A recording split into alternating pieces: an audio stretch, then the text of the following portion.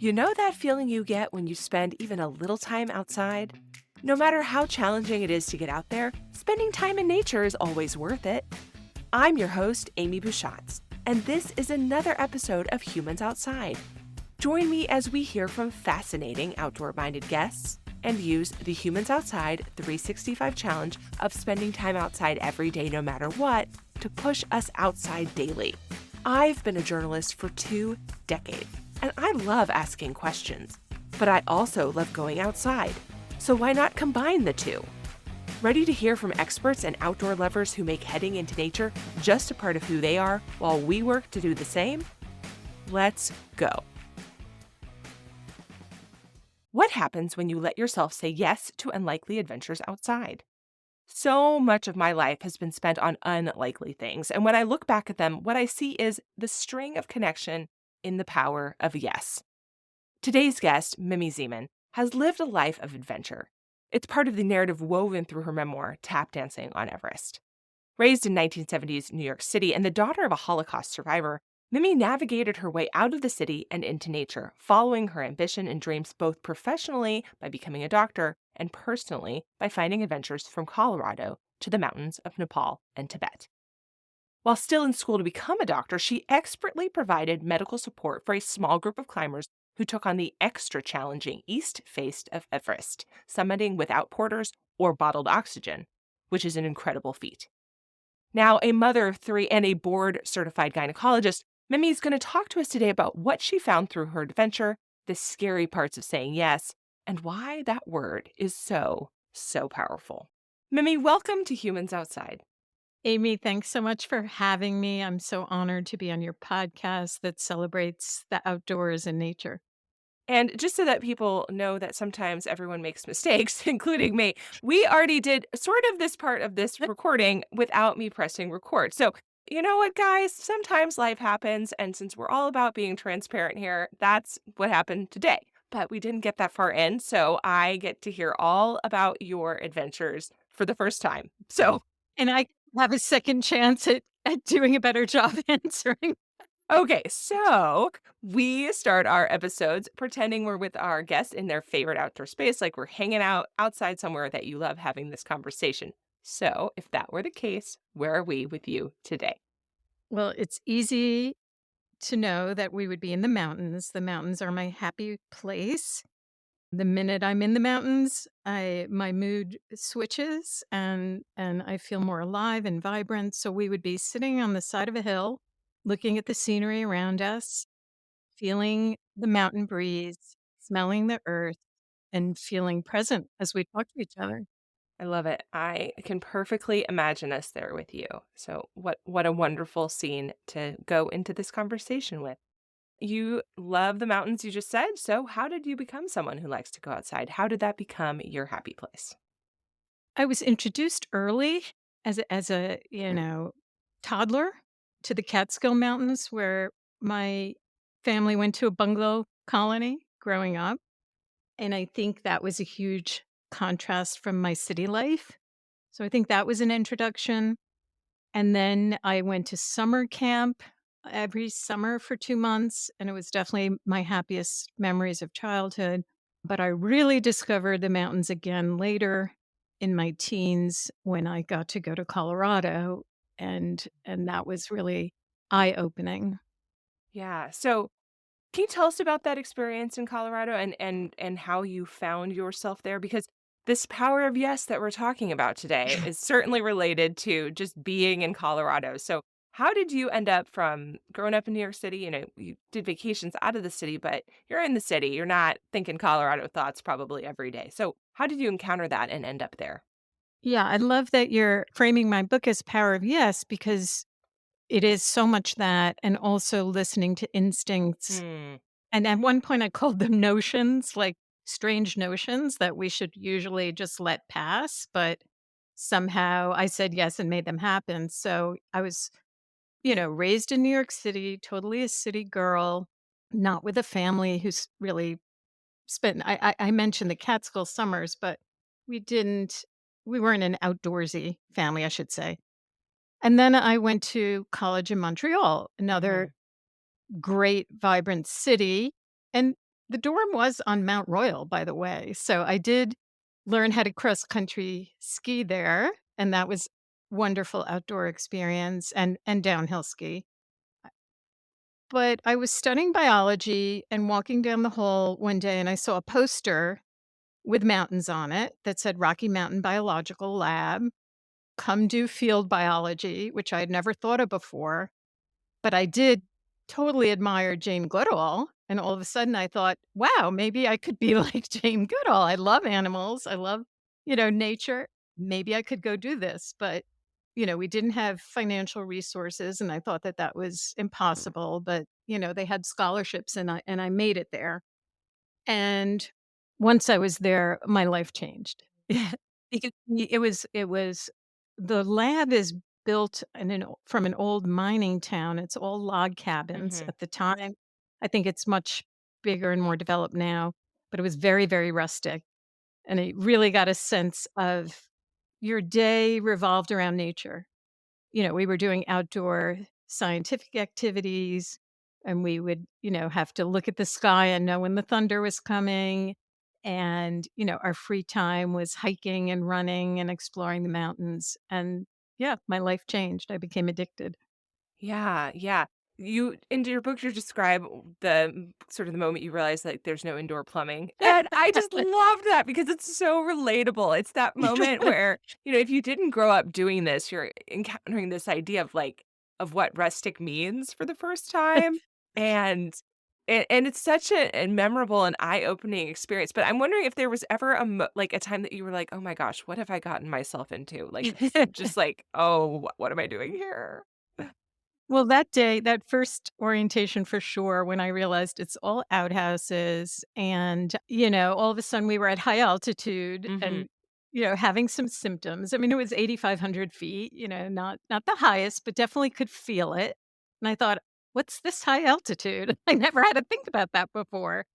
So, in a lot of my experiences, I felt out of my element just being a city girl and certainly, there. And then, with time got more comfortable and then had to return. Yeah.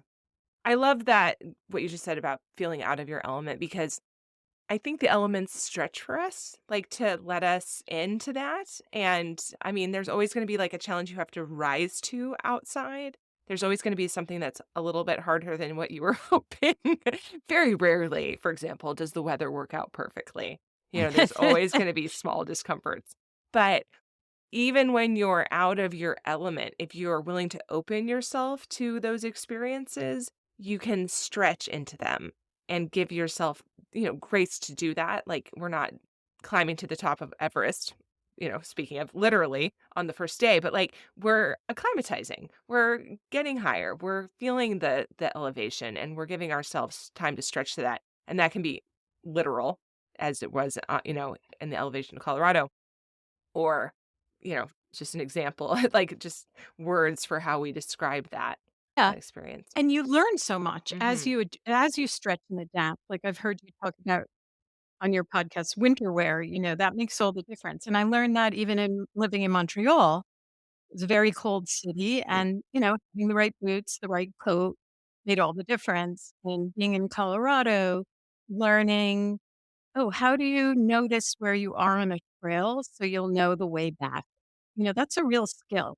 Right. And when I hike with people now, it's so easy not to pay attention, but I'm always looking. Like that's a skill I learned. Like, where am I going now and how am I going to get back? Mhm.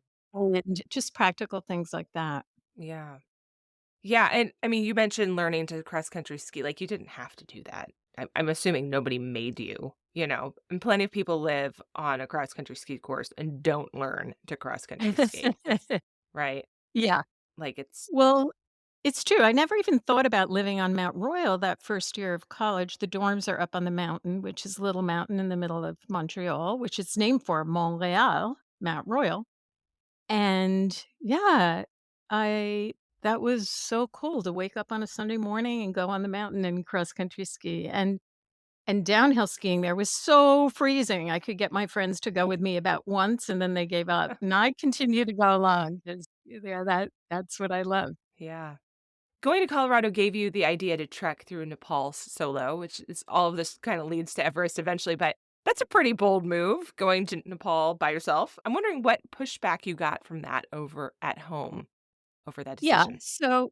so that was another one of those weird notions. I'll just say how it happened. A researcher was giving a slideshow about acid rain in Tibet the second summer I was there at the research station. And I was watching his pictures and just suddenly knew that I wanted to go there. Well, I went back to Manhattan. I decided to apply to medical school that year and I was waitressing. And then I was trying to figure out how to get new Tibet. Well, it turned out Tibet was closed to foreigners at that time, so I decided to go to Nepal. And actually, the hardest pushback was it was really hard to get information. I couldn't find anyone in my circle or who had been there. Mm. So that was a real barrier because, finally I found a friend of a friend who lived in Chicago who was willing to talk to me on the phone about trekking in Nepal. And I bought a guidebook and I kind of prepared myself as much as I could, which wasn't really preparing myself because I say in the book my training for trekking was jazz and tap classes because I was a big dancer and I didn't even own a backpack. I had to borrow one. I saved enough money to do the trek, but not to buy all the gear. And of course, my mother thought I was nuts and didn't want me to go, trekking alone. I was 22 at that point. And again, I just felt this conviction inside, like, I have to do this, and I'm doing it. So I Yeah. did. Yeah. Have you read Elizabeth Gilbert's book, Big Magic? No. Okay, so I really feel like everybody listen to this should read that, and you should most certainly read it because that is, I realized as we started this conversation and you're talking about notions, that's essentially what she talks about in this book is this, when ideas come to you and then you say yes to them, what happens? Or alternatively, her theory on what happens when you say no, which is that they go to someone else. And Oh. maybe that's why when you have a brilliant idea for some new invention and you don't do anything about it, and then you turn around in a year and someone else has made it. Interesting, right? Oh. But it's a wonderful read. And whether you believe in quote unquote big magic or not, I think that this idea of having these things that you think of and building the muscle for saying yes to them instead of Mhm. just ignoring them is relatable and that it's very powerful. It's a very powerful habit to create, and it can lead you to a lot of sort of loony places, but it can also and so, I will say from experience, exhaustion, but it can also lead you to just an incredibly rich life of adventure in all sorts of spots. Yeah, and it also feels just very open Mhm. because I'm not a big planner. You might think, "Oh, you're a doctor and you did these things." But these things happened because I was just open to listening to what was around me, which I kind of call listening for opportunities. And if you listen, then you get the choice of whether you're gonna act. But Yeah. first you have to notice them. And if you Mhm. just keep your head down and you're buried and you have a 5-year plan and a 10-year plan, I hate those kind of questions Yeah. because then you can't veer off the path and you can't follow your gut and see what else is out there for you. And so I feel like there's a lot of parallels to this to being outside because you could see an adventure coming for you and be like, "Ooh, yeah, that like Yeah. that sounds really uncomfortable or really, scary." And I think that it's important to honor those things to say, "Yeah, it does sound uncomfortable and it does sound scary." And then you have to make a decision like, "Is it so scary that I don't want to do it?" That's a fine thing to say. There's really nothing wrong with that. But Yeah. I would say consider what happens if you say yes. Oh, yeah. Yeah, for me, I loved being in the Colorado mountains, so it made sense. Why not go to the Himalayan mountains and Right, see what yeah. all of them. That's right, that's right, that's right.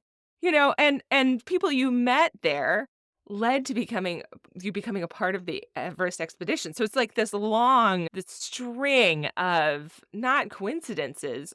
Maybe serendipity Yeah. is a word. And obviously, I have to ask you about Everest. So maybe tell us how you got to being on the Everest expedition, and then I would love to know, like, what is it like to live up there? as other people are expeditioning, there you weren't summiting, they were. Doesn't mean you weren't there and a part of it, but it is a Mhm. little bit of a different experience from what we usually hear about Everest. So tell us about that. Yeah, so I had been hiking for a couple of months in Nepal on my own, but, sometimes hooking up with different people that I met when I came upon an American Everest expedition that was coming down. It was called the West Ridge Expedition in 1985, and became friends with some of those climbers. And I was about to start medical school. And this is another kind of this is me posing, I guess, I suppose. We're hiking down the trail, having a nice time, and the person who became our Everest expedition leader was already planning to come back. He was telling me all about it, and it seemed really exciting, and here I was, like, absolutely loving being in the Himalayas, and I'm listening to him and thinking, "Well, that would be another opportunity to spend several months in the Himalayas." And he was telling me how many years it takes to get a permit. So I said, "Well, if you need a doctor next time, call me," figuring it would be a very long time. But he wrote me a year. Isn't that how it always goes? Like, that's how future me is like really into that. So you call me back, and future me will be like, yes. And current me is like, and then future you is like, past me, what happened right there? What did you do? It's true. Um, well, this was still in the days of letters, so about a year later, after my first year of medical school, I got the letter inviting me, to be the doctor on an expedition, but it would be 2 years from that moment. So I would be completing my 3rd year of medical school, and at first I thought that that was impossible. And sort of like our conversation has been going, how do you make impossible possible? So I said yes, and then, studied and trained and consulted with experts and got time off for med school to go. So what was it like? I'll tell you, it was very different than what you see on Everest nowadays. So the expedition was in 1988. We were on the east face, very remote side of the mountain. To this day, only around 15 people have ever summited from that side of the mountain compared to over 11,000 total. So you can get a sense of how remote it is. And also a dangerous side of the mountain, lots of avalanches. Well, this was a small team of just 4 climbers, a photographer, and me. And so if you ask what it was like, we were basically most of the time camped on a glacier and didn't see other people Hmm. for for the whole expedition took a couple of months. Now we would go back to base camp. We would be locals sometimes at base camp, delivering mail to us or but yeah, I write a lot in the book about what it was like being the only woman because I wanted to tell a woman's story and a story about someone who is kind of in the background, not the mountaineer who's climbing, which is really exciting to read all about them. But, there are other interesting stories out there. What was it like for this city girl camped out and, in charge of everyone's health, having some big responsibilities? And also, the other thing I would say is, what was it like? It was both magnificent and a lot of tedium, Hmm. right? Because you are there in the middle of nowhere. This is before we could reach out our cell phones and get instantly entertained. And so, looking back now, especially as relates to your podcast and being outside, what a magnificent gift it was to be able to live outside, isolated like that Yeah. at a time like that in history where you were really forced to be cut off and Right. experience nature fully. Right. And there is such well, 2 things. There's such a power in being bored and being okay with that and getting comfortable with that. We've had a guy on this podcast, an author, Michael Easter. He has a book called The Comfort Crisis, and he talks about the power of being bored and how important that was based off of his experience hunting here in Alaska in the middle of nowhere. So, like, you are equally cut off, right? Because while you Mhm. have that cell phone somewhere in your bag, that sucker does not work right now. There is no connectivity. And he talks about, becoming intimately familiar with the ingredients on his Cliff Bar. Like Yes, and yeah, I talk about you do. memorizing Yeah. food packages Yep. too. Yep. I was chuckling because you're not the only one. And about how, how important that was and how much that taught him. And so I think there's like this relatable thing that if you let yourself get to the moment where that happens or be in a space that happens or have the self-control in this connected world to let that happen, it's going to be not very fun for a little while and then it's going to well, that unfun may come and go, but it's going to have benefits later that are worth the discomfort in that moment where you're contemplating yet again the ingredients in that food package, right? Because like now you know. I mean, you know. And maybe you're not going to eat that again later because you know so well. It's funny, I can still taste the grapefruit drink mix that we had on the mountain, Mhm. and I've never been able to find it anywhere again. But, you combine that with glacial water and just this treat of drinking and, those kind of sensory things stay Mhm. with you. Yeah. And being in our and, we had a lot of setbacks trying to get to base camp. It took us weeks. And, once we were there, I looked up in the sky and it was a full moon Mhm. and reminded me it was the Jewish holiday. The Jewish holidays are all around the moon cycles. Like, when else would it happen that I have to look at the moon to know what day it is, what's happening in life and the calendar? So I look at that time really fondly. It was Yeah. special. And I think that to do that now definitely would take more self-control to, like, purposely cut off in that way. I Mhm. think it's so much harder nowadays. I wanted to note also how uncomfortable living on a glacier can be. Most people listening to this probably have never lived on a glacier or been on a glacier, but guys, it is a giant ice cube. It's quite literally a giant ice cube. And then you're camping on it. I have not camped on it, but I have trekked on glaciers. I do not want to clamp on a glacier. The wind comes off the glacier. It can be very breezy and windy, right? And then the wind is think about like an air conditioning. Well, the first air conditioner ever was like blowing air over an ice cube. Same concept. Okay. So that's it is chilly, it is cold, it is very bright. I mean, it can be very uncomfortable on Mhm. your eyes. There are a lot of like a weird number of rocks, just rocks everywhere. Like, why are there so many rocks here? Well, I mean, the ice is crushing yeah, it's like a whole thing. So I don't know if you look fondly back on living on an ice cube, but that's a whole different situation. Really is. Well, I have to tell you something funny about that. I went to Iceland a couple years ago, and we did this glacier hike, and the minute I got on it, I felt like I was home. It was funny. So I had really imprinted that time in me. I, again, had this elation of being on a glacier. So the funny thing about you saying we're camped on snow, yes, it was camping on the snow was not uncomfortable, but as the spring progressed and the snow melted and we were camped on rocks, that became tough. Yeah. Yeah. Yeah. And they're like trying to think, like, how do we describe glacial moraine rocks? Like that they're like pointy, they're flat, they can be very flat, they're kind of pokey because Yeah, they're being crushed by this magnitude of moving ice yeah. and then spit out the top and sort of a dramatic kind of geological Well, even that, phenomenon. it was such a metaphor for life in general. You're camping, you're aware that you're camping on something that's moving Mhm, and shifting constantly. mhm, You know, what more apt environment to think about, mhm, in terms of what we are as humans. mhm. Yeah.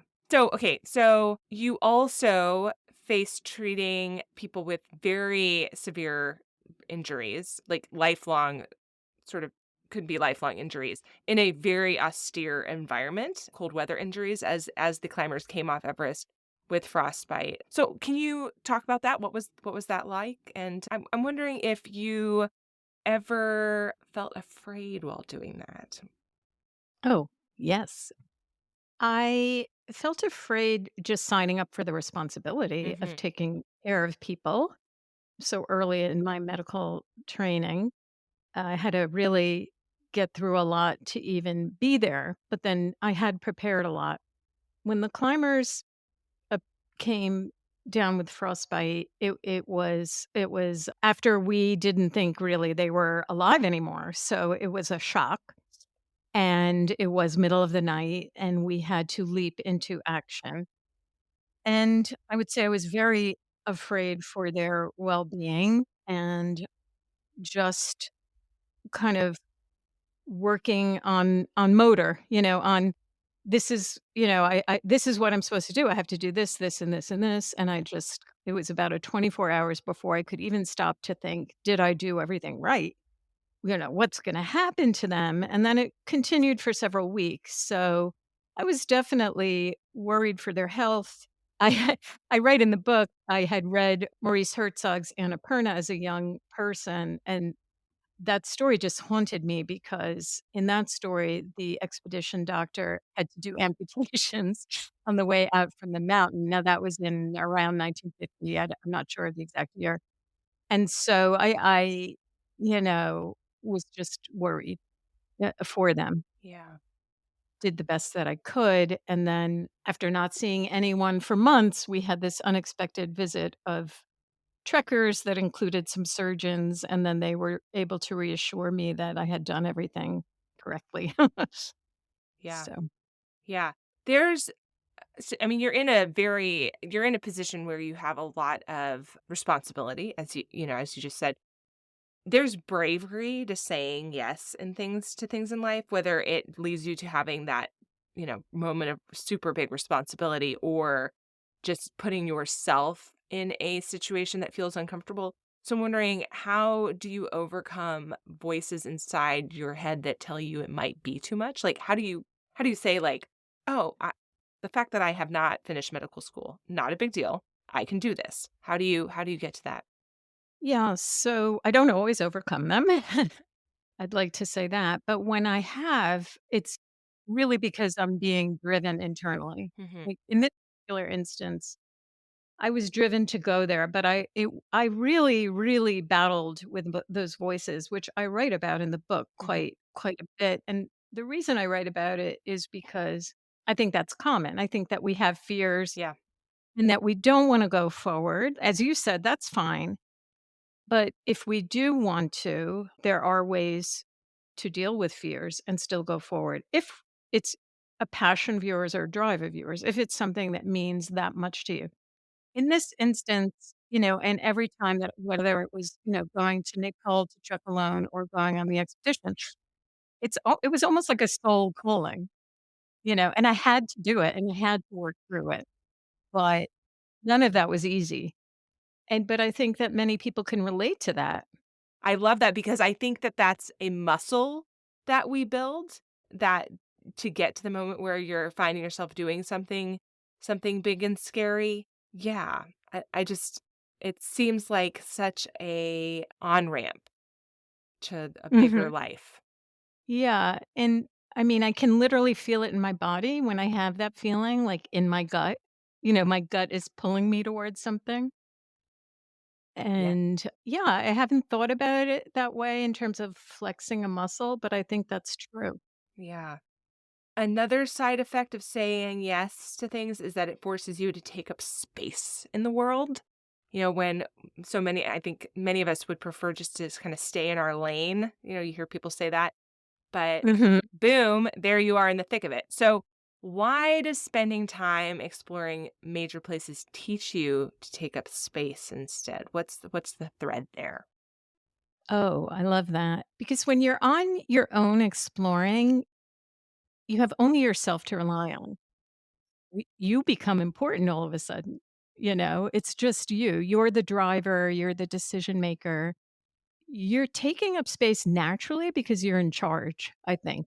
Like, when I was on the trail in Nepal, mostly it was me taking steps one after the other, the ground beneath me. So, again, I'm owning that little space that my body is taking up, but I'm looking around me and the external world is so Mhm, vast.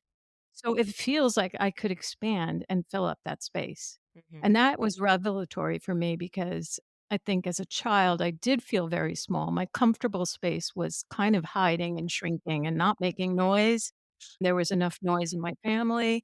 So I think for me to be on that trail really changed my life.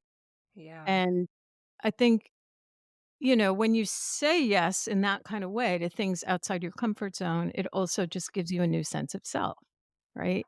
Now you accomplished it, so you are someone who can do that thing. Yeah, And I also absolutely. think, yeah, like in terms of like you said, taking up space by exploring the world, and part of that is also getting rid of the noise of the world that we're in now, right? Mhm. When you go outside, I mean, that's the beauty of it, especially if you look at our world now where, we have 24/7 noise. And so when you get to hear your inner thought and the world, it's just like you're living in a different world and you're connected to that world in a new way that connects you to yourself in a new way. So I think it's kind of an empowering circle. Yeah. Did experiencing the rewards of that empowering circle help you while you were outside and having these adventures in outer spaces, help you say yes to more things back home? I think in the sense that it gave me a stronger sense of self. Mhm. And by knowing myself better, I could know what I wanted to say yes to and what was more aligning with my soul versus not. Yeah. That's something I think about all the time, if you're in a job that's you're not happy in, but it has benefits, what do you do? You know, when do you say yes? When do you say no? When do you stay? When do you leave? These are things we think about all the time. And I think that whole notion of being in the zone or just being aligned with your purpose or your, you know, sense of self makes those yes and no decisions easier, or maybe not easier, but you have more information to Yeah. make them more Yeah. informed. Yeah. Do you have any advice for someone who wants to learn to say yes to adventure more? I do. I mean, when you ask that, it sounds more to someone who may want to say yes, but may be a little afraid, right? Because if it's easy, you just do it. Mhm. So I think you can do things in small steps, but I also think that people part of why I wrote the book is I think we all underestimate ourselves. And I did that. I write a lot about that in the book, my own underestimation of myself, but I think what I do in my experiences and then write about them is show that we are capable of more than we think that we are. So Mhm. if you want to have adventure, if that is something that's a conviction of yours, you can definitely do it. Maybe in small steps. Actually, I met someone this week. I did my first book club talk about tap dancing on Everest, and this 85-year-old gentleman came, and Mm. he was so eager to tell me about all his adventures, but one of the greatest things was he said he went to Outward Bound at age 50, Mhm. and that changed his life, and he's been adventuring ever since. So I think if you want to, there are things you can do. Maybe you go on a group trip, so you're not you're not in charge of all the logistics yourself, or you take small steps. But I think, the thing to know is that you're capable of more than what you think you are. Yeah. I love that story because it also tells us it's not too late. It's not Yeah. I mean, at age 50, he's doing this. Like, it's not too late to decide you wanna be taking a uncomfortable risk or doing something that's a little bit out of your comfort zone. The other reason for me that I don't say yes more is because I feel like, well, maybe these are excuses because I am afraid, but I tell myself, "Oh, you don't have time. Oh, this isn't as important as these other things that you want to do." I don't prioritize it. I'm sitting here today trying to decide when in the next 2 days I'm going to go for my 2-hour run, and if that's more important than things I'm gonna have to not do during that time. But it's really not about the run, it's about being outside on these trails that I was going to run on, and is that important, and how important is it? And just, kind of prioritizing things. And in a world where we're so busy, it's hard. It's hard to say yes to things that are inconvenient and feel unimportant compared to the thing right in front of you that feels very urgent, but maybe logically as it actually isn't. Yeah, but then in that sense, maybe it isn't that important. of an activity for you and making not you, but, a Right. person making that decision. Maybe adventure isn't on their priority Right. list, and that's fine. Like, it's really only important if it's something you, feel important to do, Mhm. then I think you prioritize it. Yeah. Yeah, I But absolutely, and I would argue that, I based on my own experience, right? So for me, when if I take the time to do this 2 hours on this trail system today, okay? Or maybe I will do it tomorrow instead of other things tomorrow. It's gonna happen in the next couple days. If I take the time to do that, I know based on the experience I have of facing this quandary in the past, not the first time, that I will be grateful that I went, that the rest of the chaotic things I have to do will happen more easily because I took the time to spend that time outside, that I will have this problem again later and have this exact same problem conversation with myself again later, where I realize that if I go outside and do the thing there, I will have more time inside, it will expand and on and on and on, right? yeah. And that's how I quiet the chaos and say yes to things, is by remembering the lessons I've learned before, which is Mm. possible because at some point, I managed to quiet the chaos and say yes to something smaller and then get to say something yes to bigger things over time. That's for me. Yeah. And sometimes it becomes urgent because I do the same thing. I neglect my time outside or that I know is good for me until the point where it's urgent. I need that antidepressant. I need to get outside. I need the sunlight. I need the wind. I need to look at trees.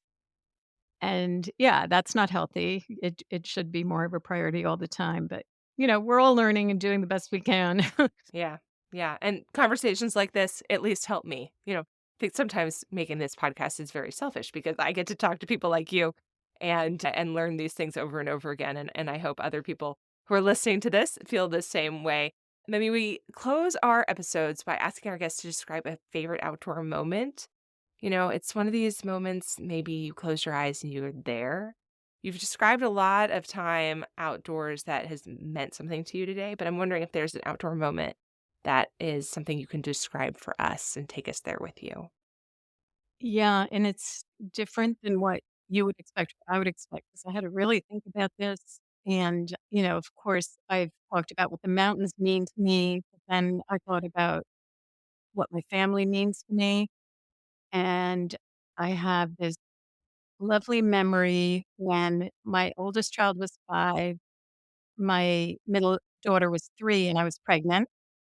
And we were in Captiva Island, just riding the waves and just my kids' giggles at the wave peaking and coming down and how we were all sort of moving in the same motion and together was just a beautiful moment outdoors that I Mm. I could experience with family. My husband was in the distance, so it's not like he wasn't there, but he wasn't riding those waves with us. And yeah, just feeling at one with nature in a different Yeah, scene. I love it. Mimi, thank you so much for joining us on Humans Outside today. I really appreciate your time and sharing your story. Thank you. Thanks so much for having me, Amy. Love talking to you. That's a wrap on this episode of Humans Outside. But hey, I need your help. Enjoy this show? Leave a 5-star rating or review wherever you get your podcasts. It makes me feel good, but it also helps others find the show too, which is cool, right? Now, go get outside. Until next time, we'll see you out there.